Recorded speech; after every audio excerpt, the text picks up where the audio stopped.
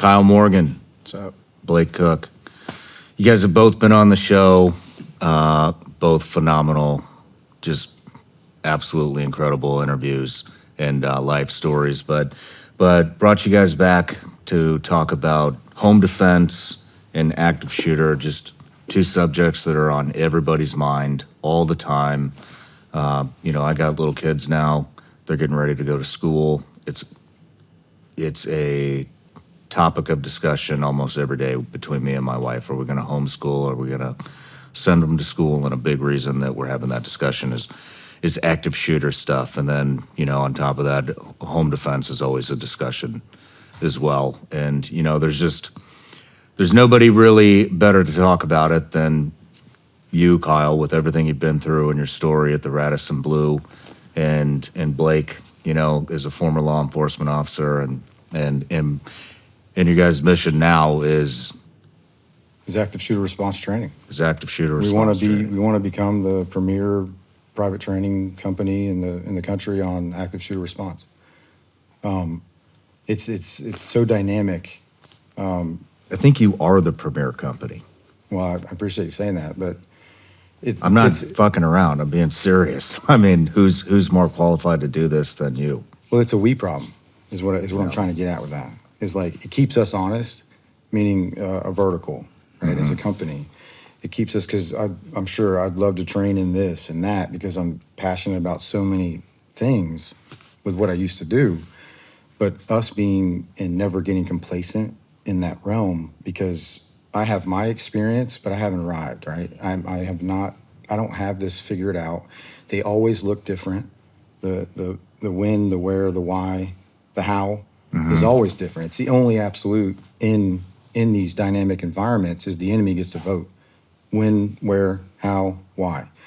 So we have to prepare for the things that we can, the knowns, right? The tools that we use, they have to become an extension of us, so things become subconscious. We don't have to, think about it. We just do it. We react quicker without hesitation. And in the active shooter realm, our mission as a training company, Blue Bearing Solutions, is to instill people's confidence that their actions will mean and make all the difference.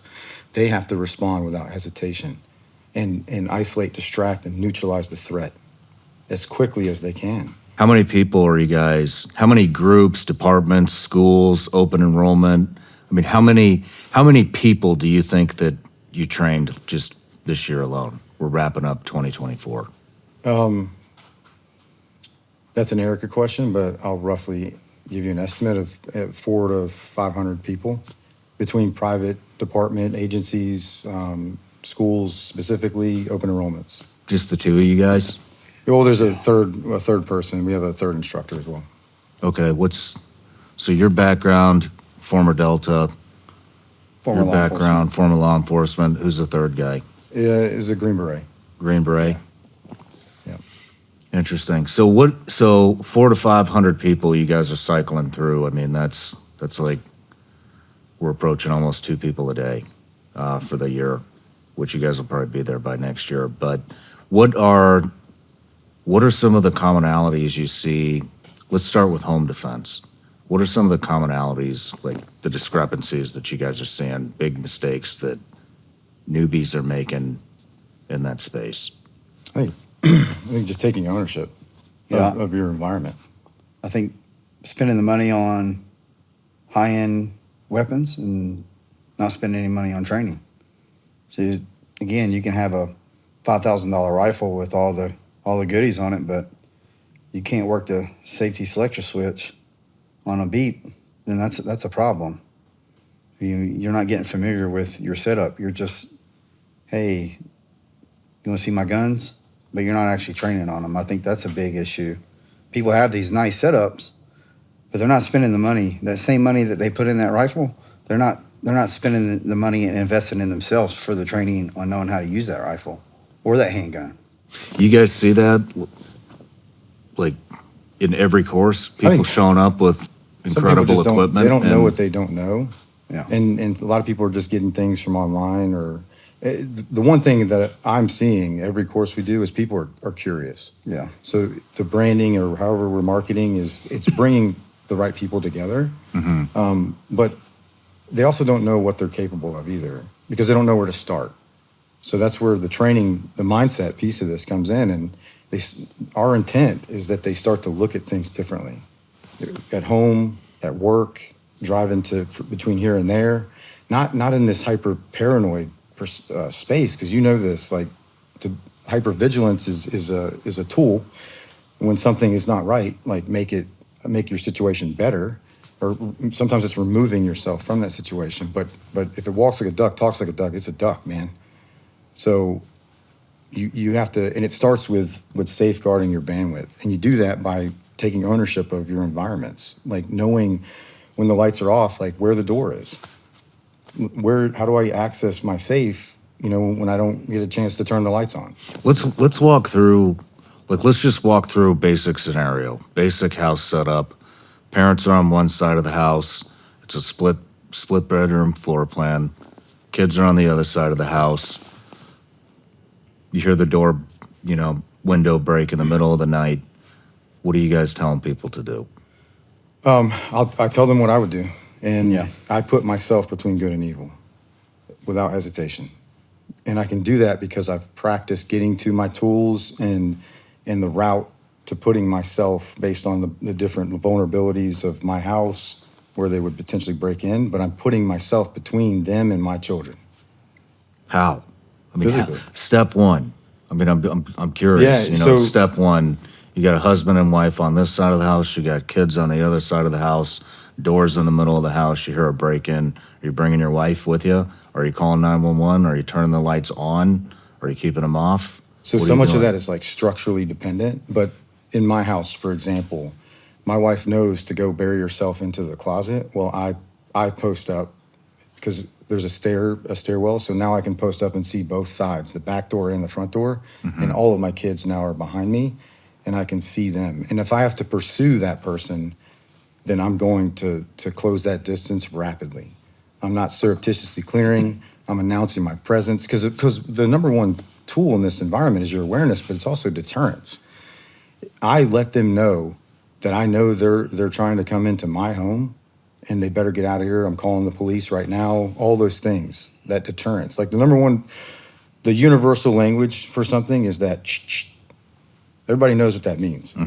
So I'm not saying carry a shotgun for home defense. I'm saying, like, be confident. And it's the same with an active shooter. Like, I'm going to make my presence known from as soon as I can, and never let go of that shooter's bandwidth. I want them to be thinking about me the whole time. Even though maybe they go visually unsighted to me, I'm going to pursue them. That's the whole part of the isolate, distract, neutralize, distract. I'm going to harass them, because if I'm doing that, what can they not do? They can't fulfill what they were trying to do to the same level, and then until I can get my physical presence between good and evil. I think a big thing is knowing whatever state that you're in, is understanding and knowing and studying your use of deadly force. What is your general statute or your penal code for that state? So many people are going to hesitate because what's in their mind is, man, am I going to go to jail for this? But you won't hesitate if you study the law and understand the law and understand how you can actually protect yourself. I know North Carolina's law. I know that if somebody's coming in my house at 12 o'clock at night, their intent is not to steal my TV. Those people come in while you're at work. The people that come in to steal things from you come in between 8 and 5. They know you're not home. Those people don't want to meet resistance. So if you're using force to come in at my house anywhere between 6 to 6 in the morning, and a reasonable person would believe that somebody's going to be in that house, then your intent is to harm me and my family, not to steal my TV. So you have to turn your mind into a weapon and study your law, so there's no second guessing. When you give that person a command to stop, and they continue to advance on you, you're not having to get in a noodle loop of saying stop, or I'm going to shoot you, right? You already know the law, you know you're covered, so now you can protect your family.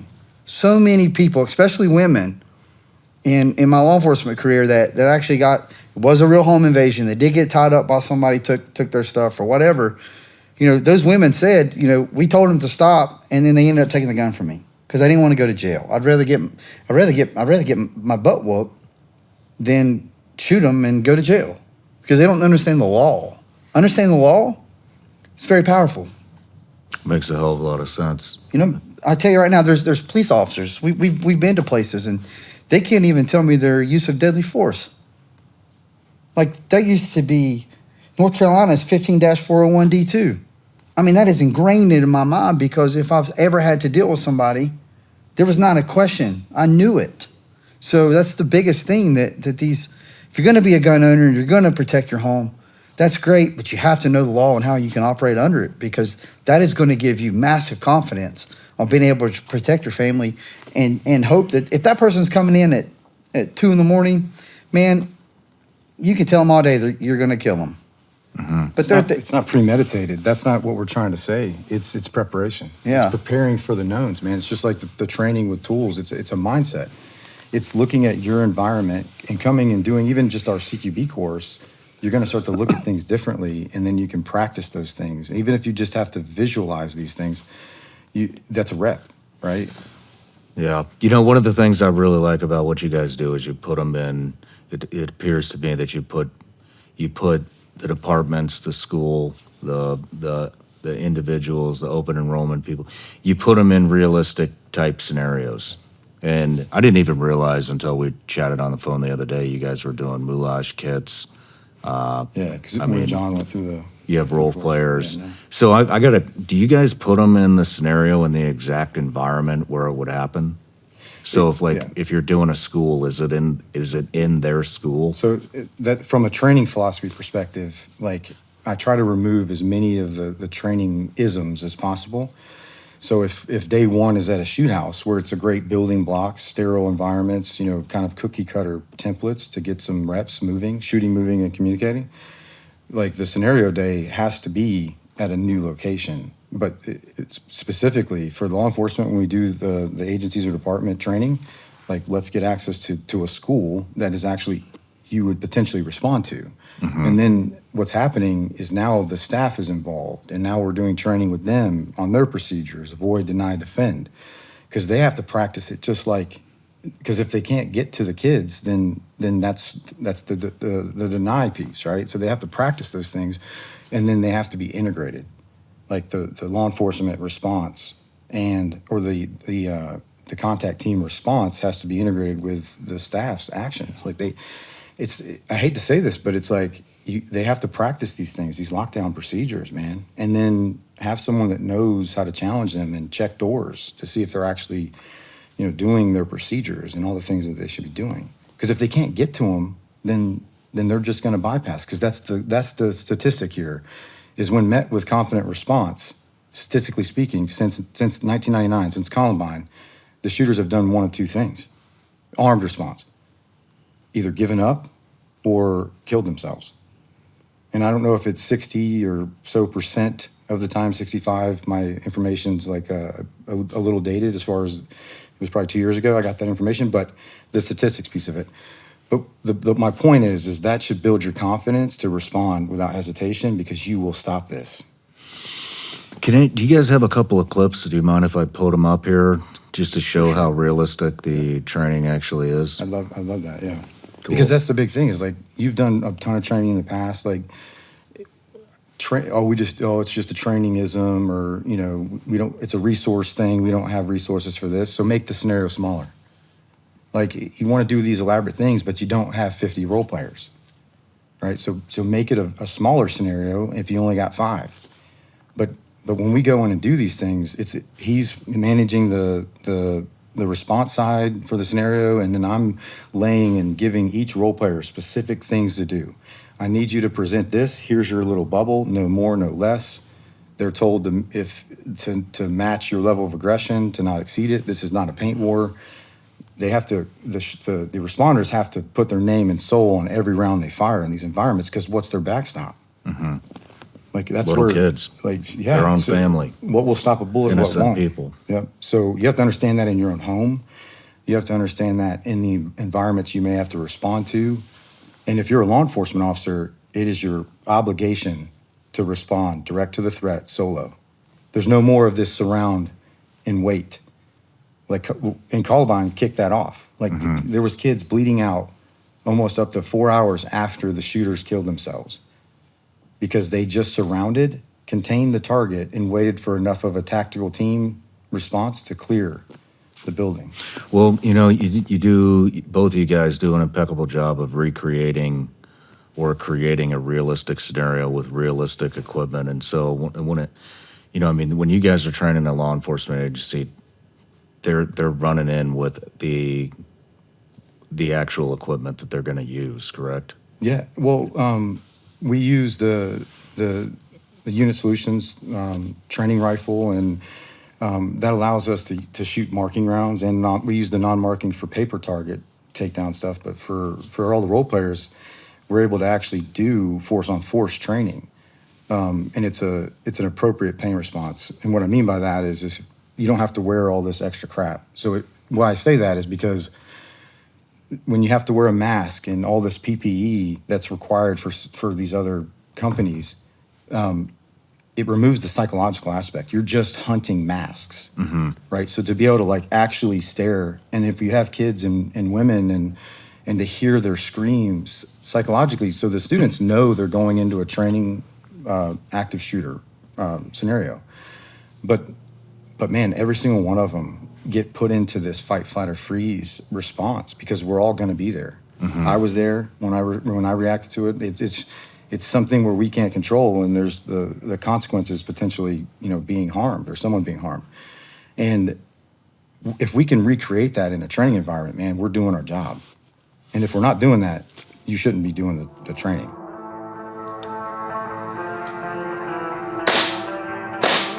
As far as the shot goes.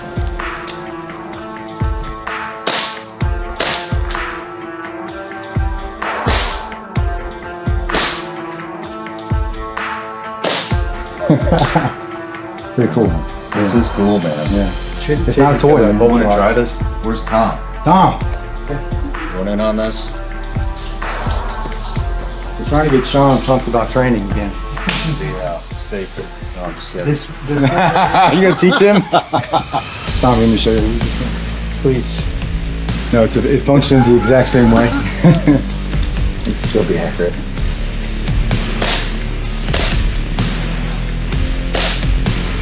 Nice. I love it. What you're talking about, man.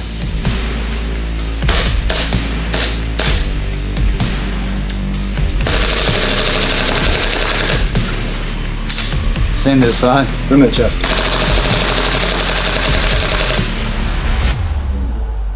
Close the right one, right? Reach it up.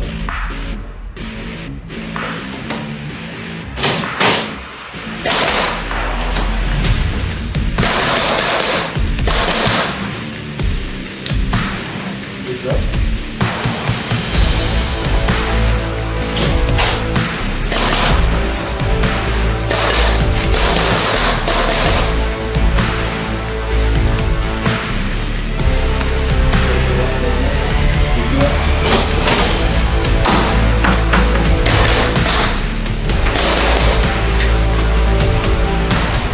What do I have here? So you have the Unit 4 training rifle. So it's a, it shoots non-lethal training ammunition, and it's rated as a non-firearm by the ATF. So what that means is it's an actual AR build, forged and all those things, and so it allows us to keep all the same touch points, the same manual of arms, all the things, but it's CO2 operated. So these what I'm holding right here are the magazines, so that won't function without this. And the company had to go through the whole process with the ATF to make sure that you can't mount a real upper on that lower and vice versa. So you can't put an AR mag in that. It won't fit. And there's some few other little things that are different. The front and rear takedown pins are thinner, but it's set up, from front to back, pretty much how we run ours, minus the sling and the gun light. But this will be kind of like the blue bearing edition of the Unit 4 that you'll be able to purchase from Unit Solutions. Can Kinda civilians, yes. civilians purchase this? Yep. So that's the big thing is there's no red tape. Like you can just train anywhere and everywhere, applying safety, common sense, and creativity.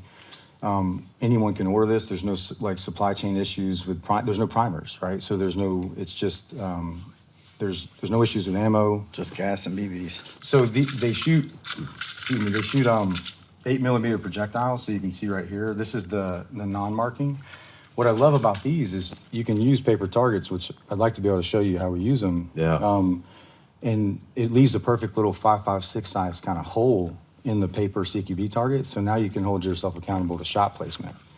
So that's what we use for paper takedown stuff. And then for the force on force, it's the blood red marking round. So it actually leaves like a, kind of a red. Yeah. It adds to the realism of the training too. So you have that option. And the biggest thing I'd say about this is it's an appropriate pain response. Mm-hmm. It's not like I had to used to like nurse. Got a little sting to it. Yeah, well, you get hit, so you can learn that whatever mistake you made or whatever, but it's not like debilitating, and you don't have to wear all this extra personal protective equipment. Just clear eye pro, and then like I said, creativity, common sense, and safety. But you can train anywhere at home, in your garage. You can do home defense. This is genius. Scenarios. But So it has- are you guys running, Blake, are you guys running people through home scenarios with this too? So we're yeah. going to start offering a home defense course next year Yeah. to be able to teach March, people first kind of like solo on how to use this, because so many people have an AR platform for their home defense, but do you know how to breach the doors with it? Do you know how to do all the things and to manipulate the rifle inside the house by yourself? So that's definitely something that we're offering in March of next year to in our line of courses is going to be on home defense. It's course. just taken us a little while to come Yeah. to that conclusion because we're going to reduce the class size, so it's going to be less students, so we can get more solo reps and reps, and build the scenarios to where you actually live. So we're going to be having conversations about and pulling it up on Google Maps and Earth and all that, and actually seeing and trying to build the scenarios based on whether you live in an apartment, do you live in how close are the houses next to you? Is there a street right in front of you? Kind of like the layout of your house. So we're going to reduce the class size, but that's going to be something that we're offering in, I think, March next year. Yeah. And that's just to everyday, regular Anyone. civilians. So my favorite thing about this rifle is, one, it doesn't feel like a toy. Yeah. It's got all the hardware that a real gun is going to have, but I can put everything on this gun, all the goodies that is exactly on the gun that I would use in a real life scenario. So all my touch points, the weight, the optic, the flashlight, where everything is mounted, everything is the exact same. So I can get those reps in my home with this, but know that at 2 a.m. when I wake up out of sleep and grab my real rifle, all the touch points are the same. I keep the same pressure pads, same flashlight, same hand stop. I mean, I'm very OCD, so same grip, same buttstock, everything is the exact same. So again, when I need it the most, I'm able to operate it without fumbling around. Where's my light switch? I can do everything with this, but I can get, shots on targets in my house. I can do all the So things. dry fire becomes a real thing. Yeah. Yeah. So you can actually that shot actually wasn't for me. And see it on the paper target. And then actually, if you can run your own little, safely run your own scenarios with the marking rounds. And the marking rounds will not damage, it won't break glass. Even just a single pane glass, it won't break it. No kidding. Yeah, so I demo shooting the side window on my truck with the marking round. It's a fantastic tool where you can take tri-fire to real target engagements. And but the big thing with this is you got to know how to train. Yeah. Going back to how we started talking about all this. I mean, that weapon goes to bolt lock, so your reloads are the same. No kidding. I mean, it's not like an airsoft gun where you just run out, right? You actually feel that thing lock back to the rear, and oh, I got to reload. Yeah. That's the most beautiful thing about this. So when I first started using this, for that thing to go to bolt lock was mind blowing to me, because I've never seen that with an airsoft gun. It's always just been dumping the BBs in. Yeah. And then making sure you got CO2, and then, when no more BBs come out, you just got to keep, especially the ones that are battery operated, it just keeps making noise without anything. You know, that goes back to Well, bolt lock. even the systems that do like the full gas blowback, the airsoft systems, it feels like a toy. Yeah. And the big thing is like you can, if you have only had your rifle and you had to do emergency bolt lock reload, just drop that mag, man. That mag is for your use. Like you don't have to be all delicate with it. It's not just gonna, like airsoft guns, they just, if you drop the mag on the ground, it's gonna explode everywhere. Yeah. Then you got BBs everywhere. So it's, Or if you hit the gun on the threshold, you know, you got people Yeah. who are just learning this. Like one time I helped a training event for the state of North Carolina when I got out of law enforcement, and they had 15 brand new airsoft guns. 3 hours into training, out of 15, 8 were done. The tips were broken off, they were dropped, Yeah. and it was like we had to cut training short because the toy is what it was failed.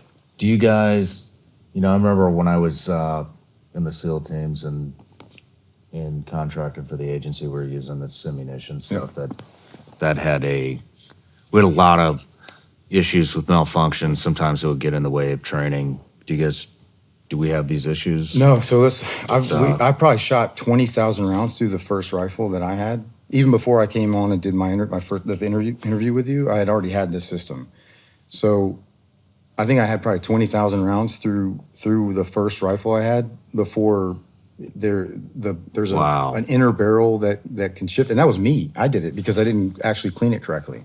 I tried to clean it like it's a normal AR, the barrel, and there's an inner barrel, and then there's a bucking thing of how it kind of goes into battery and then expels the gas. Bottom line, that was user error. That thing we ride these things hard and put them away wet. We're getting better about maintenance, but they don't take a lot of maintenance though. Just water and then dry them out, and that's it. If you shoot marking rounds, if you don't shoot marking rounds, there's hardly any. So it's any barely any maintenance at all. Which is to your point about the Sims, because we're a PTO with both of those, UTM and Sims, a private training organization. So we went through all their training before I even met Blake because I was like, I want to do all this training, but how? How am I going to do this? And when I first found this system, I was actually with Mike Glover. He was doing, this was years ago. He was doing some private event, and we coordinated to link up and meet in person or whatever. And they were using these systems. I didn't know what they were, but one of the students had a malfunction. And I said, let me see it. I dropped the mag and I was like, wait a minute. I was like, what is this? I thought it was a normal AR with a bolt conversion kit, like I had been used to. So I didn't even know at first glance, like even when I put it in my hands, until I actually took the magazine out, I was like, wait a minute, I don't understand how this thing works. And this is all I've been running because I ordered, as a training company, I ordered, I don't know, a bunch of ammo and bolts and stuff, and it took almost 9 months to a year just to get it. Are these guys? And they're do they have a pistol as well? Or So is- we're really excited about this, but the pistol, it's the only reason that Blue Bearing's going to SHOT Show this year in January. And we're going to be at the Unit Solutions booth and announcing the launch of the pistol. So it's going to be a Glock 19 form factor first. It's going to be rated as a non-fire by the ATF, just like the rifle. It's going to shoot marking and non-marking rounds. So you're going to get the same quality that you get from the Unit 4 rifle as into the pistol. And I already know this. As soon as that thing launches and goes to market, they're going to start, it's going to take over the simunition space. And they're going to start offering other form factors. If you're a SIG person, if you're Glock 17 or Glock 45, they're going to start offering other form factors too. Good for them. Yeah. Good for them. So this is Unit Solutions, if anybody's interested. Moving on, I'm just curious, when you guys are doing these home defense courses, what are the majority of people that are coming to you guys? What are they planning on defending their family with? Is it an AR or is it a pistol? Well, that's a big question. It is, Yes. and to be honest, I'm not gonna. This will be our first home defense open enrollment, the one that's coming up early next year. What we've done in the past is private citizens that want to pay to do just pay to come train with Blue Bearing. Will Very intimate training. say again. Very intimate Yeah, training. and that's where we've kind of developed into the confidence that we can do a open enrollment version of that, basically. But a lot of those people that show up have no idea. Like they are just there hey man, just any suggestions, like help me work through this on what to get, where to put it, how to get to it. So we spend a lot of intimate time like working through all of that. And we can do that in an open enrollment. So that's why we haven't done that yet, but we will early next year. So I can't really answer that question. Well, fully. so what are you guys recommending then when people show up and they want to defend their home and you're telling me, sounds like a lot of these people have never even handled a firearm before. Yeah. A lot of So those guys, what yeah. are you recommending? Do they start with a rifle? Do they start with a pistol? It's one of those things where does it fit your lifestyle, Yeah. right? So that's why it's so intimate. It's like, hey man, if you have a rifle as a part of your home defense, where are you storing it? Do you have children? Can you just leave it out, right? The answer would be no. You have to it comes with a contract. You have to safeguard it from getting in the wrong hands.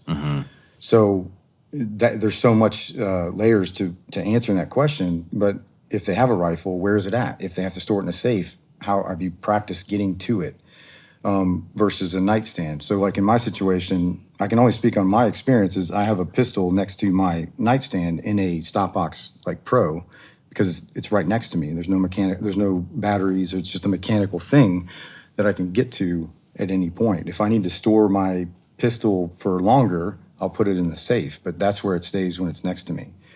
Right next to me, and I've practiced all of those things. But if I need to get to my rifle, I know it's right there in my closet. Yeah. So What would you personally use I'd use my at pistol. your house? You'd use a pistol? But I also practice like shooting surgical with my pistol, whether my full size or my compact pistol, on the range. Meaning like not harming a hair on someone's head that I don't intend to. What about you, Blake? A pistol, just Pistol? because if I do have to encounter somebody, let's say it's just me, let's say they comply and they lay down, and I have some like a flex cuff or something, I'm able to have one hand free to where I can manipulate that person, or I have a hand free. Because if I have to deal with that person, or maybe, because again, we've talked about this, if once you put somebody on the ground, their fight is not out of them. They're just complying to by themselves. And I learned this in law enforcement the hard way. They're just complying with you to buy themselves some time. Where am I going next? What is my next move? And the longer that you allow them to lay there, the more confidence that they build that you're not actually going to shoot them. So then they'll start to either run or they're going to attack you. They're just waiting to see what your next move is. So if you don't have a next move, then they're either going to jump up or they're going to run after you. And I learned that the hard way in law enforcement, because if they're willing to do that with a cop, then they're going to be willing to do that with just a regular person. So that's a big thing for me, is being able to have one hand free if I need to.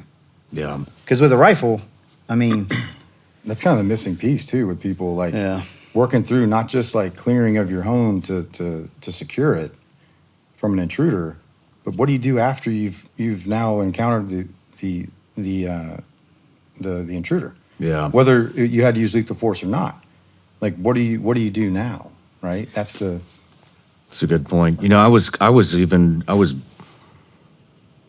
I would probably break it down even further, to things that are on the forefront of people's mind, like budget. Sure. Not everybody can go out and put together a home defense rifle with all the gizmos and shit on it. And so what I would recommend is, find something that you're gonna, like, let's just start with somebody that's interested in home defense is probably also interested in being able to fend themselves out in town and in all aspects of their life. And I think the most realistic firearm for that would be, an everyday carry gun, some type of pistol. handgun, Yep. that you're going to carry with you every day. You can gotta also be- it's use gotta the be same thing as home defense. Like, let's just get familiar with the platform, what you're comfortable with every day at home, and then we can start to build something around a rifle after you get those fundamentals down. Well, and what I read, I agree 100%. It's got to be there when you need it. So that's where I say it has to be tailored to you, right? They have other options where I want this on the back of every SRO. It's the fold AR. It folds down into where now it's on their back in a backpack concealed. right? But it's there when they need it, right? Versus it being back in their car or back in their safe, and they should be out, moving around the students in school and all that. So it's got to be there when you need it, man. And it's it all depends on the environments that you live in. But I mean, a pistol is easy to conceal. It's easy to have, and it's harder to shoot a pistol. Yeah. So to get the reps on the range, but I recommend people that do have ARs, like the next AR you need to buy is that system. So now you can not just do home defense with it, because you can actually practice drills in lieu of your range time. I can go in my garage and set up and do all my marksmanship training with that system.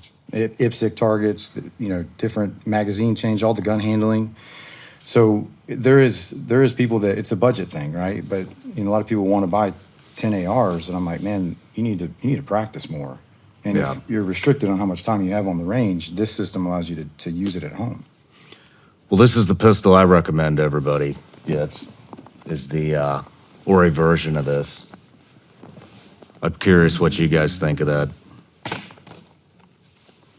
Oh, look at this little guy here. I mean, they make a bunch of different versions of these, but that's the P365 Legion from Sig Sauer. Man, Comes with those magazines, 17 plus one in the pipe, 18. Now they're making these new magazines that I think it's 21 rounds plus one in the pipe, so 22 capacity. It's made out of all metal. It has those ports to help with the recoil. They redid their entire optics line.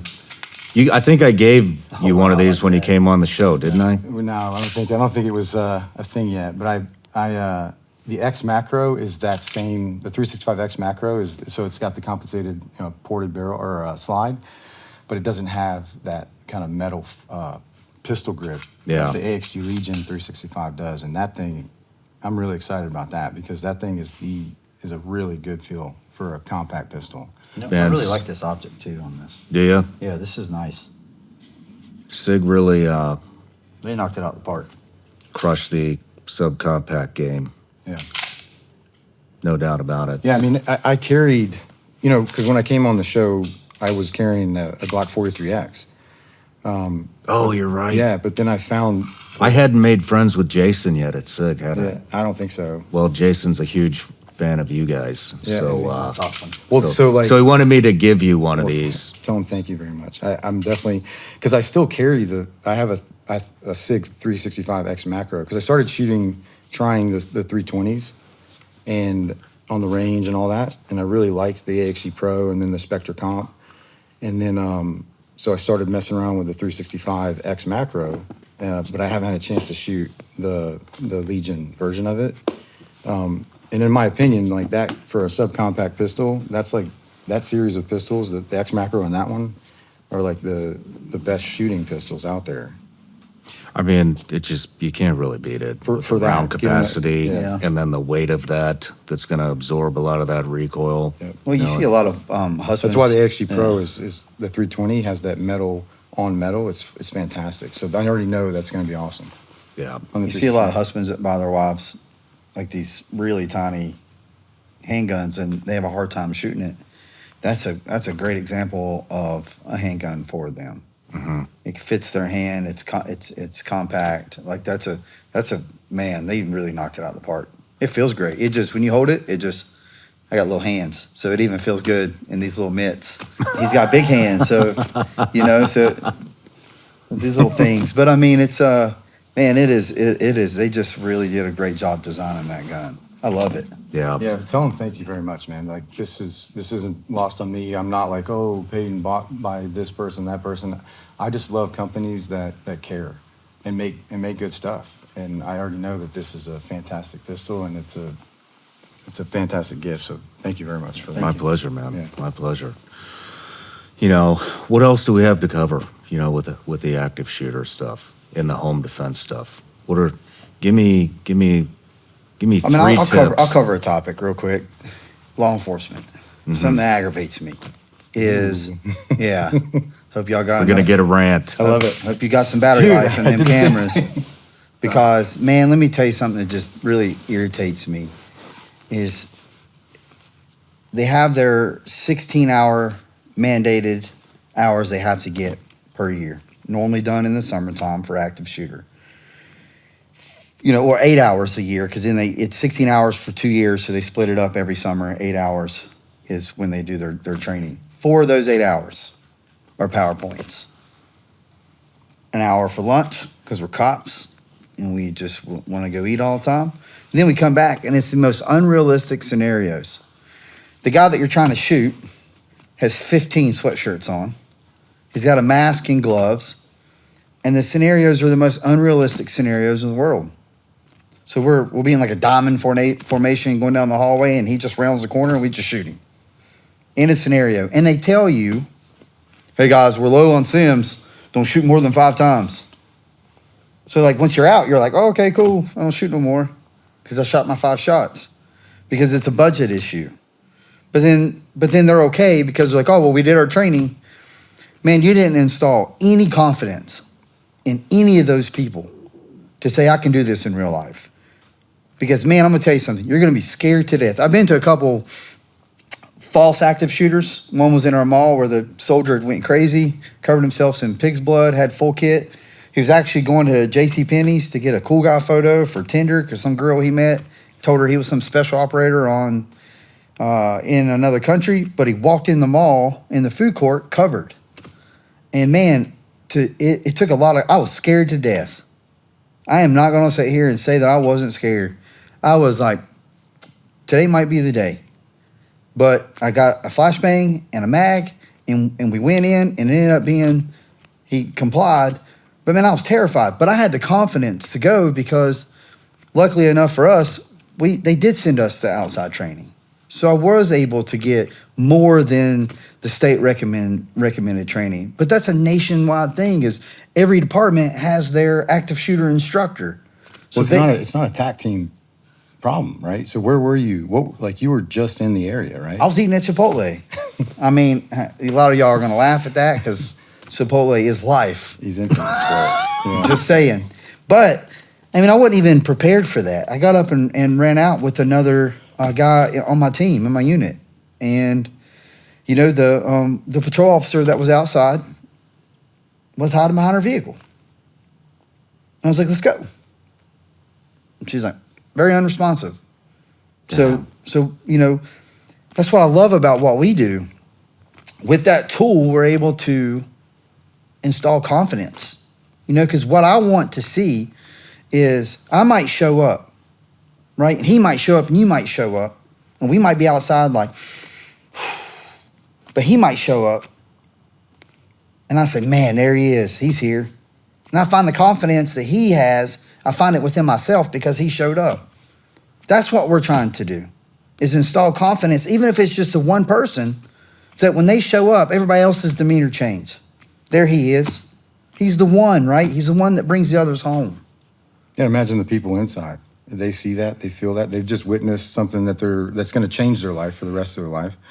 But your actions could mean enough for them to hang on if they have an injury. The mind and the body is so powerful, the way that God has created us and designed us. But we have to respond with confidence, and that's why we teach this to private citizens and law enforcement in the same class, because I get asked that all the time.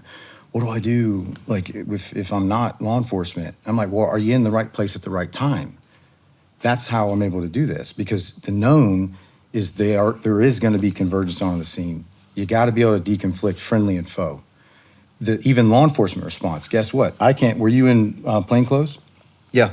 Plain clothes. Throw a tack vest on, and guess what? He looks like maybe everyone else. He looks like a private citizen. So they're going to be in different states of trust. The responders, even as law enforcement, because I heard a law enforcement guy say this recently to a private citizen that was in one of our courses about how, hey man, don't respond because you're gonna get shot. I'm like, what do you mean? Are you gonna shoot that off-duty cop that ran in with just his pistol to go make a difference? I didn't have any kit on.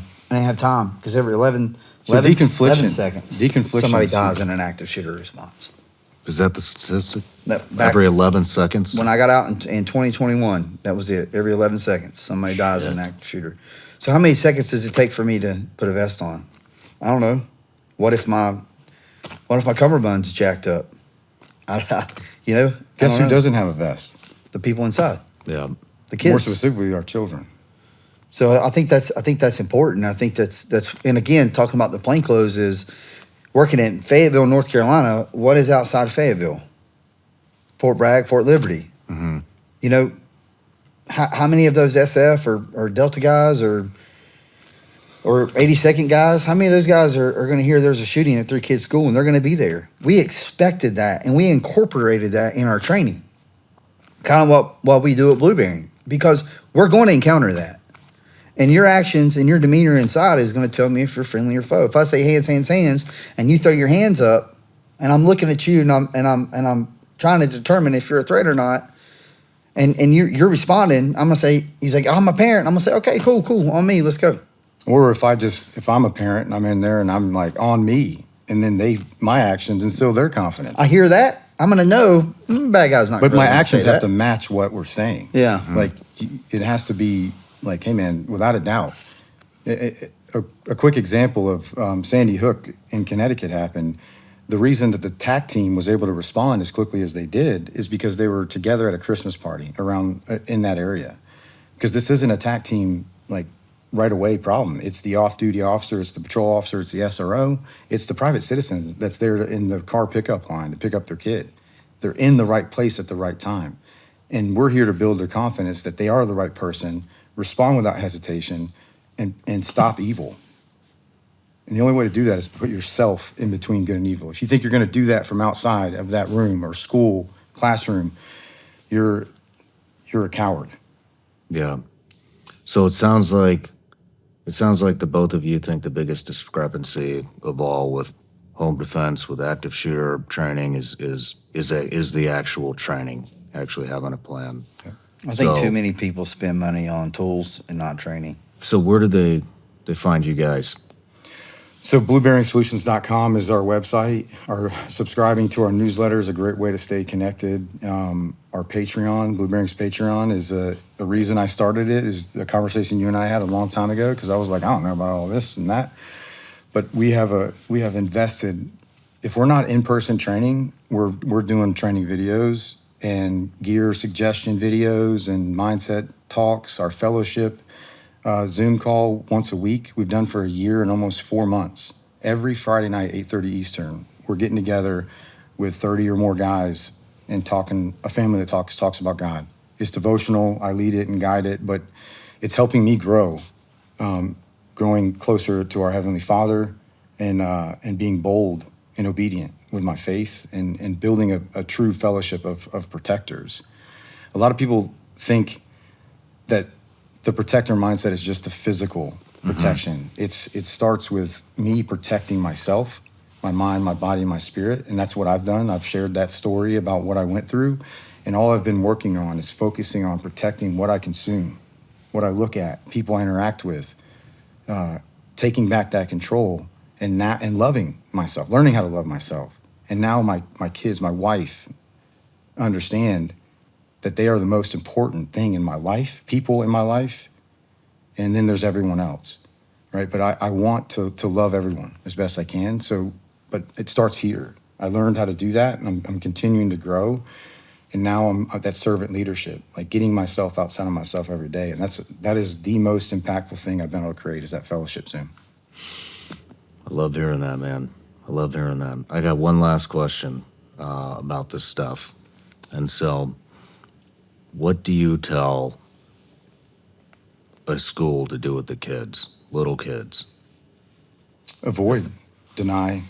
If And an then the active teacher shooter or staff happens, has what to do they do defend. with these kids? They have to practice this too, because it's not a game. They have to be out of sight, out of mind.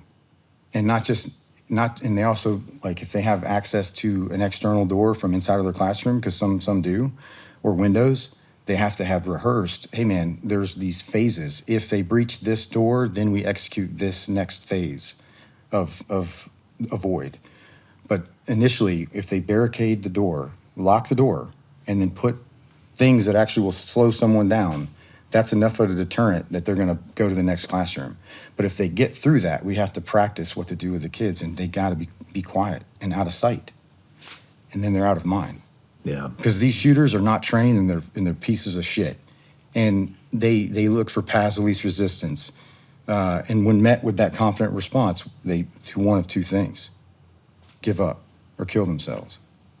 So we have to protect our children because they are our legacy. They doesn't matter what him and I do or you do, achieve. It's how we pour into them, protect them, nurture them, develop them as a society, community. And their kids are our legacy. So we have to protect them. Makes a hell of a lot of sense. And the administrative staff has to take control and make sure that the teachers are doing the right thing. Each state has a Center for Safer Schools. Yeah. Right. So there's a body of where they get mandatory training videos they're supposed to watch, but what's not happening is they're not practicing. And maybe they're watching it while they're filling in all their logs or whatever they have to for the teacher workday. They're just going through the motions. They have to actually not only watch, like I could speak on North Carolina Center for Safer Schools. It's a great video. But what I've been able to do with my daughter's school, my youngest, is actually go through it like with them and run them through it. Hey man, what about this? And then when they practice their lockdown drills, I'm a part of them. And I go to the school and I'm like, all right, I'm the bad guy. And I don't come in there and scare the kids or anything. I just walk around and then we have conversations away from the children about how we can be a harder target. Nice. But the administrative staff has to be on top of that. I went to my son's school. Some worker let me in the front door. Nobody stopped me. I had ball shorts, T-shirt. I got neck tattoos. Like, nobody stopped me. Nobody said anything. Kids are coming in and out of holding doors open, leaving doors unlocked on the external side of the buildings. I emailed the administrative staff and crickets. They don't care because they don't think it's going to happen to them because it's at the beach. But, if they really have to hold teachers accountable and make sure that, yes, is it a pain in the butt to lock your doors? Yeah, but, pull the key out and unlock it and get back in your classroom. But they need to be locked. So people just you can't can open it. key them locked and then have a mag strip covering up Yeah. the actual locking plate. So then on a lockdown, you just pull that out of the way and then close the door. You're not going to have to key it locked. But the problem is there's no consistency across the country, whether it's on the school and the staff side from their response and their actions, and then there's no consistency across the country in the law enforcement response. So that's why we're stepping in and best we can and as a training company and trying to create some continuity across the country. Well, I love what you guys are doing, man. I really do. It's making a difference, and it's very realistic, and thank you guys for what you're doing. Cheers. Thanks for being here. Now, I do have something I want to give you. I didn't get to right give on. you on our episode. I got a hug I'll give you. This is my 82nd patch that I had on when I got blown up. Dude. And then this is my senior operator, Chris, that was given to me right before I left the police department. Holy shit. Thank you, man. Yeah, thank you for everything that you do We'll frame for that this up, country. Put it in the studio. Yeah, I appreciate it.